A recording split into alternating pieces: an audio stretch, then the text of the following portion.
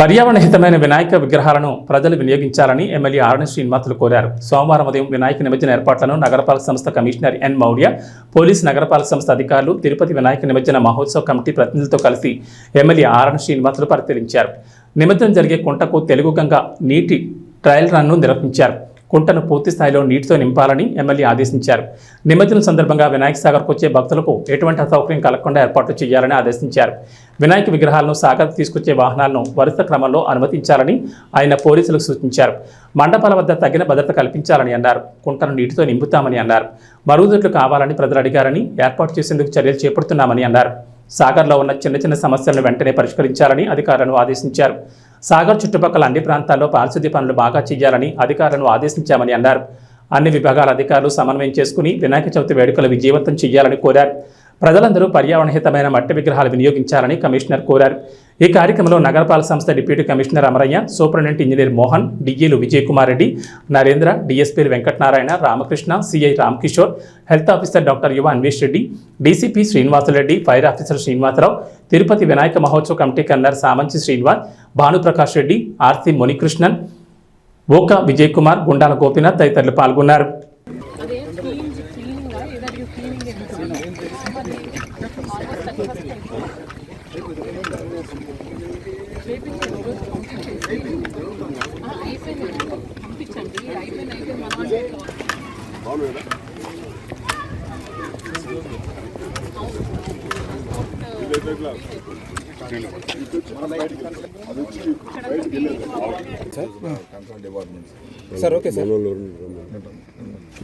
వినాయక పండుగ సందర్భంగా తిరుపతి నగరంలో వినాయక సాగర్ ప్రాంతంలో ఈరోజు మున్సిపల్ కమిషనర్ గారు, పోలీసు డిఎస్పీ గారు, సిఐల్ గారు, ఉత్సవ కమిటీ సభ్యులు, వాకర్స్ అసోసియేషన్ మహిళా సభ్యులు అందరూ కూడా కలిసి ఈ వినాయక చవితి పండుగ ఇంకొక వారం 10 రోజుల్లో వస్తుంది కాబట్టి దాన్ని వినాయకులు ప్రతి ఇంట్లో అందరికీ ఆరాధ్య దైవం, మొదటి దైవం వినాయక చవితి వినాయకుడు.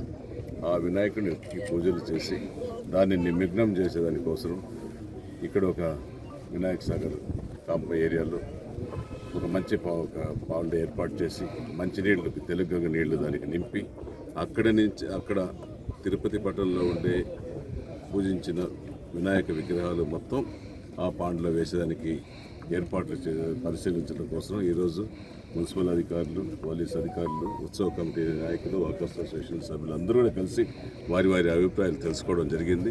ఖచ్చితంగా కూడా దాన్ని అమలు చేయడానికి మొన్ననే కలెక్టర్ గారి ఆధ్వర్యంలో కలెక్టర్ ఆఫీసులో ఉత్సవ కమిటీ సభ్యులతో, అధికారులు అందరితో చర్చలు కూడా జరగడం, వినాయకుడి చవితి సందర్భంగా, వినాయక పండుగ సందర్భంగా ఎటువంటి ఇబ్బందులు లేకుండా ప్రజలకు చేసే బాధ్యత అధికారులకు, ప్రజాప్రతినిధులకు తప్పకుండా చూసుకుంటామనేసి కూడా ఈ సందర్భంగా తెలియజేస్తున్నాం.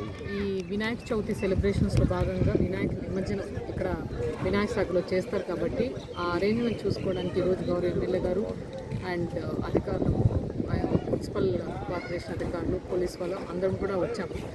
సో ముఖ్యంగా ఏంటంటే ఇక్కడ నిమజ్జనం 3వ రోజు కూడా గ్రాండ్గా జరుగుతుంది కాబట్టి ఇది సేఫ్గా అవ్వాలి, అందరూ సేఫ్టీ దృష్టిలో పెట్టుకొని నిమజ్జనం చేయడం అనేది జరుగుతుంది కాబట్టి దాని అరేంజ్మెంట్స్ లాస్ట్ టైం కంటే ఇంకా సేఫ్గా చేసి లాస్ట్ టైం కంటే గొప్పగా చేయాలనే ఉద్దేశంతో ఇప్పుడు ఈ అరేంజ్మెంట్స్ చూసాము. ఈ వాటర్ని కూడా మనము 3 days ముందు తెలుగుగా వాటర్ తీసుకొని నింపడం జరుగుతుంది. అండ్ చిన్న కొన్ని కంప్లైంట్స్ కూడా వినాయక సాగర్లో ఉన్నాయి కాబట్టి అవి రెక్టిఫై చేయడం జరుగుతుంది. ముఖ్యంగా టాయిలెట్స్ కన్స్ట్రక్షన్, తర్వాత ఈ water sewage water, treated water వస్తుంది కాబట్టి అది కొంచెము స్మెల్ కూడా వస్తుంది అనేసి కంప్లైంట్ ఉంది. సో వాటిని ఫస్ట్ క్లీన్ చేయించేసి ఇంకా ట్రీటెడ్ వాటర్ని ఎక్కడ మనం ఏమైనా లీకేజ్ ఉందా అని చూసుకొని కూడా అది రెక్టిఫై చేయడం జరుగుతుంది. అలాగే ముఖ్యంగా అందరికీ ప్రజలకి విజ్ఞప్తి ఏంటంటే మట్టి వినాయకుల్ని ప్రాధాన్యత ఇవ్వాలి. సో ప్రతి ఒక్కరు ఇంట్లో మట్టి వినాయకులు, అది ఎన్విరాన్మెంట్ ఫ్రెండ్లీ కాబట్టి అది ప్రాధాన్యత ఇవ్వాలని కోరుకుంటున్నాను. Thank you. తిరుపతి నగరంలో వినాయక చవితి పండుగను, సామూహిక నిమజ్జన మహోత్సవాన్ని అంగరంగ వైభవంగా ప్రశాంతమైనటువంటి వాతావరణంలో నిర్వహించుకునేందుకు అవసరమైనటువంటి అన్ని రకాల ఏర్పాట్లు చేసుకోవడం, నగరంలో ఏర్పాటు చేసేటువంటి 800 కంటే పైగా మండపాల యొక్క నిర్వాహకులతో ఒక సమావేశం ఏర్పాటు చేసి తిరుపతి నగరంలో అశ్లీలమైన రికార్డు డ్యాన్సులు, సినిమా పాటలను నిషేధిస్తూ పూర్తిగా ఆధ్యాత్మిక వాతావరణంలో దైవ చింతనతో భక్తిపూరితమైనటువంటి నినాదాలు ఇస్తూ వినాయక సాగర్కు చేరుకునే విధంగా నిమజ్జనం రోజు కూడా మేము ప్రత్యేకమైనటువంటి కసరత్తు కూడా చేస్తున్నాము. అదేవిధంగా వినాయక సాగర్ వద్ద చేపట్టవలసినటువంటి మౌలిక సదుపాయాలు, ఆ రోజు వచ్చేటువంటి భక్తులకు అవసరమైనటువంటి తాగునీటి సౌకర్యము, బందోబస్తు, లైటింగు, సౌండ్ సిస్టమ్ ఇలాంటి మౌలిక సదుపాయాల కోసమని నగరపాలక సంస్థ కమిషనర్ గారితో కలిసి ఎమ్మెల్యే గారు కూడా వచ్చి ఇక్కడ తగు సూచనలు చేయడం జరిగింది.